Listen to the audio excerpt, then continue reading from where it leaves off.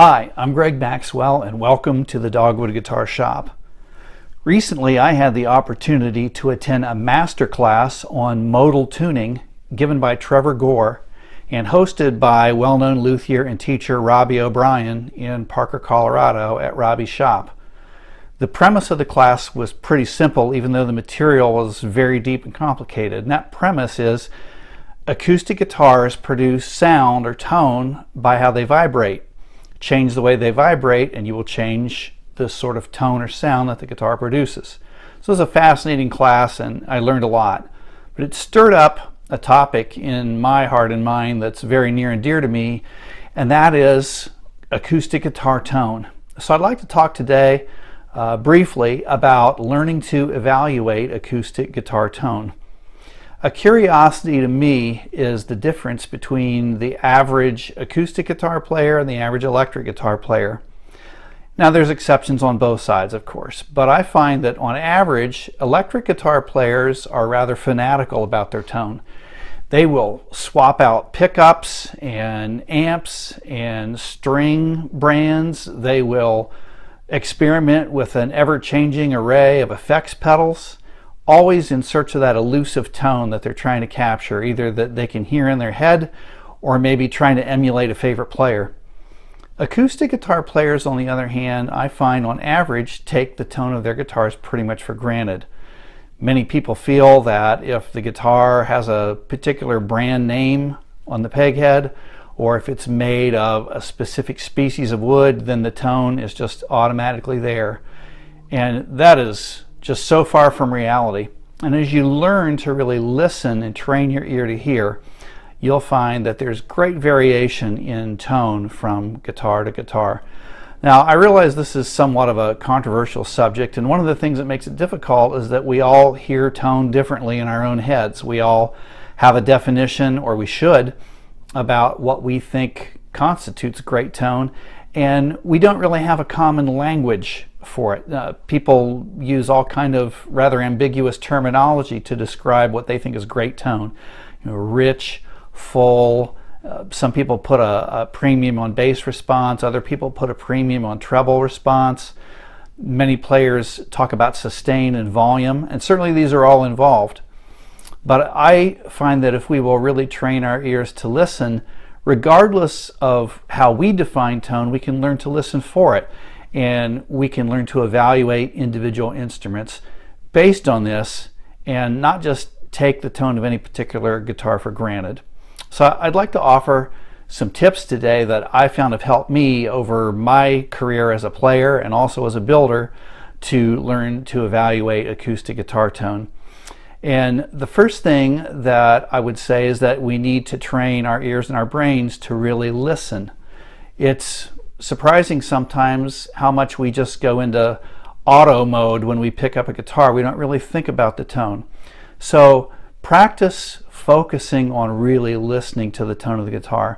Play the guitar all the way up and down the fretboard. Listen for live spots and dead spots, differences in volume, differences in tonal quality of the same note played in different places on the guitar neck, and really train your brain to listen. Another thing that we can do is listen to many guitars. Now, I have the luxury as a busy setup and repair shop of listening to hundreds and hundreds of guitars a year, all different brands, all the famous well-named brands that you would recognize, as well as obscure brands, a few handmade guitars, a lot of imports. And so I hear everything on the tonal spectrum each year, as I say, the good, the bad, and the ugly. And so when we listen to many, many guitars, we really learn to hear that spectrum, and we can begin to dial in what we like and what we don't like when it comes to listening for tone and defining the tone that we're after. Again, either as a player or as a builder. When I evaluate an acoustic guitar, I'm basically listening for some things that are the vocabulary that I use to determine what I think is great tone. And probably the first of those is clarity. So many acoustic guitars to me seem to lack clarity. Now, other people might use terms such as crisp or bright, and those terms are all accurate depending on, again, what we hear in our own heads. But I like the term clarity. I don't like the sound to be muffled or sounding like it's, this isn't scientifically accurate, but I don't like it to sound like it's going through a lot of thick air in order to get to me. I like it to be very present, very clear. I like to hear excellent balance between the bass end of the spectrum and the treble end of the spectrum. So many people talk about bass when they listen to acoustic guitars. Oh, it had a great bass response. I hardly ever hear anybody say, man, it had really fat, chimey, clean treble. And I think one of the reasons for that is it's a lot easier to build bass response into a guitar than it is to build treble response into a guitar. In my experience, the treble response of an instrument is largely due to the quality of the material properties of the top. And we find that mass is a primary damper of high end. And many, many guitars, especially factory-made guitars, have a lot of mass in the top because they're not selecting tops based on material properties. They're going through stacks of thousands, in some cases tens of thousands of spruce tops a year. And there's going to be a huge difference in the material properties from top to top. There's going to be a huge difference in the mass of each top and the density. And this all directly impacts how each particular soundboard is going to vibrate, and that's why you can play a half a dozen examples of a particular brand of guitar. And again, you could fill in your own favorite brand. Each one of those guitars is going to sound different because the material properties of each top is different. So when I'm listening for the tone of a guitar, I focus on clarity, I focus on balance.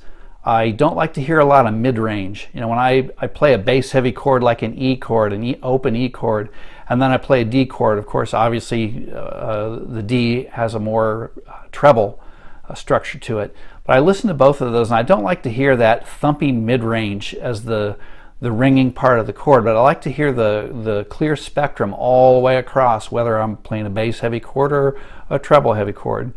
Another thing that I like to listen for is depth of tone. Some guitars just sound flat. They may have a balanced frequency response, but they don't have any depth. To use the common terminology, there's no richness to it. I like the term that Trevor Gore used in the class I recently took. He says that a guitar should have a luring tone. Now you may say, well, that's just another word that can mean anything to anybody, but Trevor cited a study that was done in which a panel of unbiased listeners were conducted using a blind listening test, and they did frequency response curves on the guitars that were played, and they found out that there is a scientific way to build a guitar that has more alluring tone if you study the physics of the guitar as defined by this unbiased panel. And I think most of us will agree with the statement that we may not be able to exactly define great tone, but we know it when we hear it, and we also know it when we don't hear it. Sometimes we fail to grasp the nuances between poor, good, average, really good, great. But when we hear one on opposite ends of the spectrum, we can really tell. So I listen for depth, and then I also listen for projection. Most people equate volume with great tone, and that's not necessarily the case. But we all like a loud guitar. We like a guitar that, as we say, cuts through the mix and is articulate. We don't want to have to strain to listen to it. So those are some of the things that I listen for. What are some of the hindrances that we can avoid when we're learning to evaluate acoustic guitar tone? I think one of the first things that we need to learn to avoid is predisposing what we think the guitar is going to sound like based on its appearance. And this is more a part of our thinking than you might imagine. We have been told for so long that certain tone woods sound a certain way that when we pick up a maple guitar, we've been told that it's going to sound really bright and not have a real great bass response. And we've been told that rosewood, especially Brazilian rosewood, is supposed to be the holy grail of tone. You can build a really mediocre sounding guitar out of Brazilian rosewood if all the other elements of the guitar are not in place. A great top, the main resonance of the guitar not tuned to the correct frequencies. You can have dead spots, wolf notes. So learn to tune out the appearance of the guitar. A high gloss finish, a lot of shell inlay, and a particular species of wood, whether it's the back and sides or the top, does not make a great guitar necessarily. What else do we need to tune out? We need to tune out brand bias, and this is a huge factor. So many of us have a particular brand that we're loyal to, and you can insert any favorite brand you may have. Every Taylor guitar is just, the greatest guitar ever, or a Martin's, or the standard by which all other guitars are measured. And the fact of the matter is, there's scientific ways to measure the responsiveness of a guitar, and the frequency response curve will show us how well the top, back, and air resonances of the guitar are tuned. And what we don't want is we don't want these resonances to fall on scale notes. In other words, for an example, we don't want the main top resonance of the guitar to be tuned to an A note, which very commonly it is, or a G, or an F. We want those resonances to fall flat or sharp of those notes. These resonances falling right on the scale notes is what constitutes what we call a wolf note or a dead spot. And it's because the plucked string playing that note resonates with the resonance of the guitar, and it produces funky sounds, muddiness, or excessive volume, but not in a good way on that one particular note. And probably all of us have heard this on a guitar too. So we want to avoid those wolf notes and dead spots. And in a recent study, this is interesting, a major robot-built major factory brand, we'll leave the name off to protect the guilty, but 30-some guitars were tested for their frequency response curves, and over 50% of the guitars had resonances falling right on the scale notes, which means they were going to have dead spots and wolf notes in those areas. And you may say, well, I have, one of those guitars that sounds fine to me. That may be because the entire guitar is dead, lacking responsiveness, because the more responsive a guitar, the greater the potential problem areas of the guitar stand out. So if a guitar is dead, non-responsive, you're not going to hear those dead spots and wolf notes as much. And Trevor Gore refers to this as the conspiracy against guitarists by the major factories, building guitars that are overbuilt, non-responsive, so that they don't get problems with wolf notes and dead spots, and they don't get a lot of warranty sendbacks because of guitars cracking and having other structural issues, because in order to make a responsive guitar, you can't overbuild it. So it's all a warranty driven thing, and it doesn't bode well for players who want a responsive guitar. What else do we need to avoid? We need to tune out advertising copy. What do we mean by that? Well, virtually every guitar manufacturer will tell you in glowing terminology on their website, on printed color ads in guitar magazines, how amazing their guitars sound. And they're just the best sounding guitar on earth. I recently saw a guitar magazine that had a full page color ad from another major brand of guitar maker who was coming out with a line of a specific kind of wood that grows on the west coast of the United States. And they said that this wood was embedded with sparkling clarity based on the pure mountain air in which it grows, and that it encapsulated the best tonal qualities of every tone wood ever used. I'm not making this up.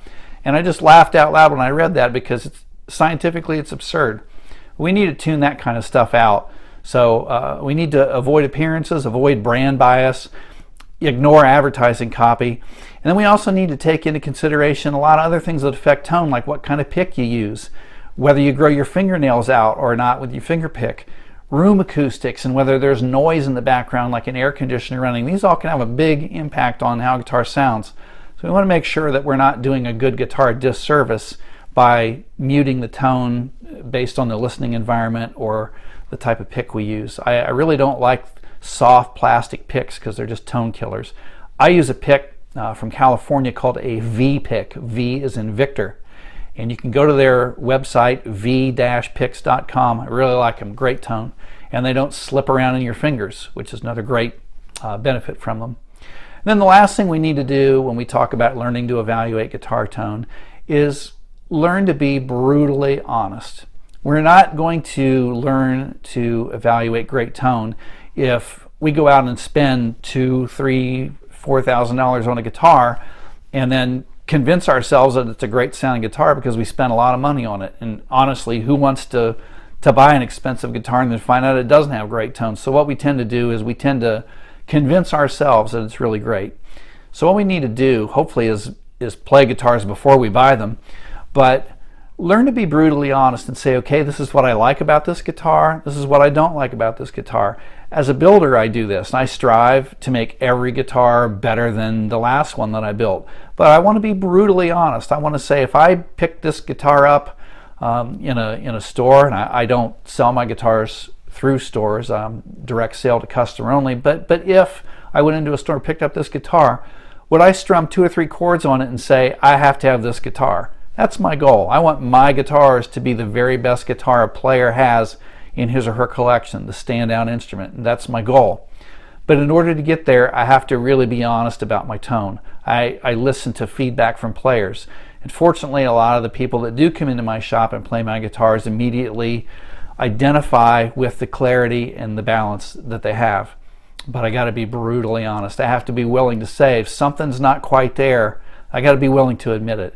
And in my factory guitar, I do a lot of A-B comparisons with a handmade guitar and with a factory guitar, and a lot of times the factory guitar player who thought their guitar was really great could say, oh yeah, I really can hear these things now that you point them out to me, and contrast it with a guitar that doesn't have deficiencies in those areas.